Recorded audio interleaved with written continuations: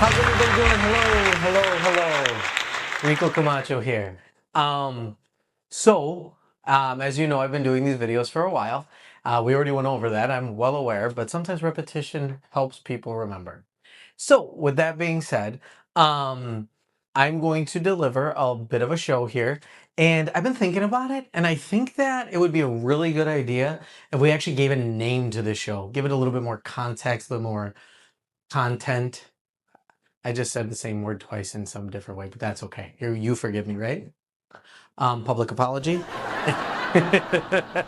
so, I want to call this Waukesha last week, and here's why.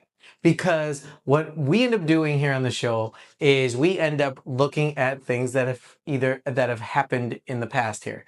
And so I want to continue working with that structure. And I think it's a lot easier and just gives us a good recap and summary. It's really good. So what we're going to do with that is I'm going to talk about local, state, and national politics only when it's pertinent. Okay.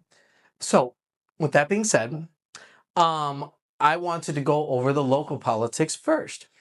And I think it's really exciting because the local politics is going to be something that I find was a really good week for.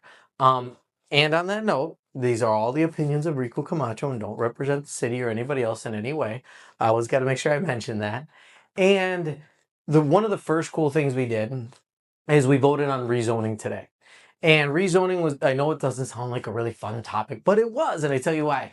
Because we're going to be adding a senior living home to the city by Meadowbrook Street. And that adds new net construction to the city, which helps our tax levy limits.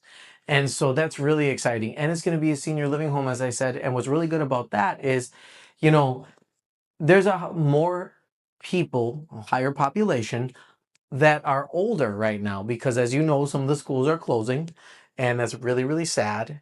And partly their argument, when I say there, I mean the school board, is that we're not having enough kids at the younger ages. My age, early 30s. I'm not early 30s, but I'm not even going to tell you how old I am. But it's just that, as those older generations get older, it's really nice to have these places for them that are comfortable, and the place looked beautiful. So it's good for the city, it's good for the people of the city, and to bring in more people that need this service. So it's great all around. And the facility, saw it today, looked beautiful. So thank you to those that are involved in that project, and it looks really good. So that's number one. So we're adding some great economic value and some people to the community. Number two, I'm part of the Parks and Rec committee, and one thing we voted on was having a new event on June 13th from 12 to 8. Really exciting because it's all about music and Les Paul, the guitar town, and it's going to be for families, which is really cool. It's going to go from 12 to 8, which I believe I already said, but it's going to go in a way that families can come in and out throughout the day. There's going to be concessions, there's going to be live music, there's going to be bands from middle school students that have original pieces, which I think is going to be so fun for those kids. So it's just going to be a great event for the family, and it's free. So, come in and out, and it's right next to downtown, so you can go get your gelato ice cream or whatever else you want to do throughout the day. So, it's going to be a lot of fun. I want to stop and get something to eat, not only at the vending, but also the restaurants downtown. It's just it's going to be a great event. So it hasn't got passed through the council yet, so that's the next step in the process.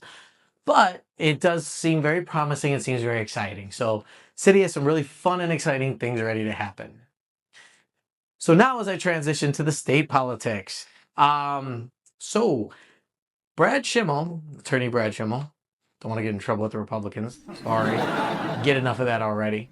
Um, he's going to be the Eastern District interim attorney, and that's interesting because I actually met the man once, and I ran against, well, not ran against him, but I ran with Susan Crawford. That was when I was running for alderman.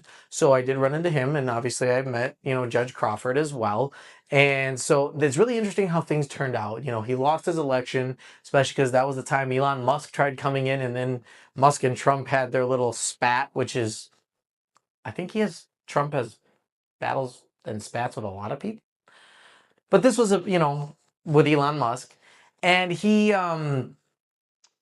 And so Shima lost, but now he's being appointed to this, position, and it's going to be interesting to see how he takes it and what he does with it.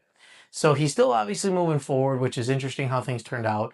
But I'm very curious to see where this goes. So finally, we're going to talk about the Epstein files. That's interesting because the House actually voted 427-1. So it unanimously passed. People want to know what's in these files, and I get it. The moral character of the people we have in office. It's an important thing. And it's interesting because, moral character is obviously subject to opinion. And so, but it is interesting. I think we all can agree that having a place where, having inappropriate relations with kids is a terrible place to be. I'm a father of 3 amazing kids. And I'm not going to lie, I held my daughter a little closer because to think that people could do that, and I know they're out there, I get it. But people in power, people with this influence, money, all this stuff, it gets a little scary. It really does for us parents. And what's interesting is they're parents. And I can't look at my daughter and say, I wouldn't be a good father if I didn't feel like I could protect her. You know, and I look at my boys. My boys, the same thing. I have 2 boys and a girl, just so everybody's aware.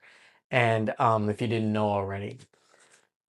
And so now it'll be, and though it's strange that Trump went from "we don't want to see it, Miss Piggy," which was literally terrible. He has like the worst insults. Miss Piggy, come on, that's weird, dude. That's just weird. I hope he listens to this. I know he probably won't, but seriously. And he wants us all to see it. I mean, that's really sketch, to be very honest. And I know maybe that's not the most professional languages, but it just is. It's just weird. Like, why would you do that? And so, but it's good because now we're going to be able to see whatever's in there, tainted or not. And I'm really curious to see what level of influence this has over our government. That's one of the biggest questions I have, is because it's bad, right? How bad is it? That's the question. And will there be things that are redacted? Will there be things like we don't know? So I'm proud of our country for pushing this. I'm proud of those women. Thank you so much for being a role model to my daughter, to stand in yourselves and say, no, this wasn't okay. What happened to me wasn't okay. And I stand with you, again, looking at my daughter. If I had to, I don't even want to imagine. So thank you, ladies, for being a role model to my daughter. All of you victims out there that had to go through that. It's awful, and I am so sorry. I just want to look at it from the perspective. There are young women in the world who look up to you for doing that, and thank you again. Can't thank you enough. So with that being said, this is an evolving story that we will continue to watch as we see what the outcomes are.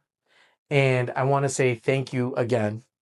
And we are going to continue this and keep following as best we can with everything going on to keep you as up to date with what I told you I was going to try doing at the beginning of my candidacy for alderman, which was be as transparent as possible. And it's evolved. This goes from talks in parks to talks on my front porch to this wonderful area that we have and I'm able to give to you today. So thank you for allowing me to share this gift with you guys of the transparency of what I wanted to do, because that's what I believe government should do.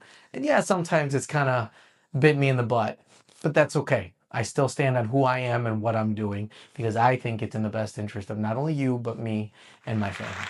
So thank you, and I'll see you next week.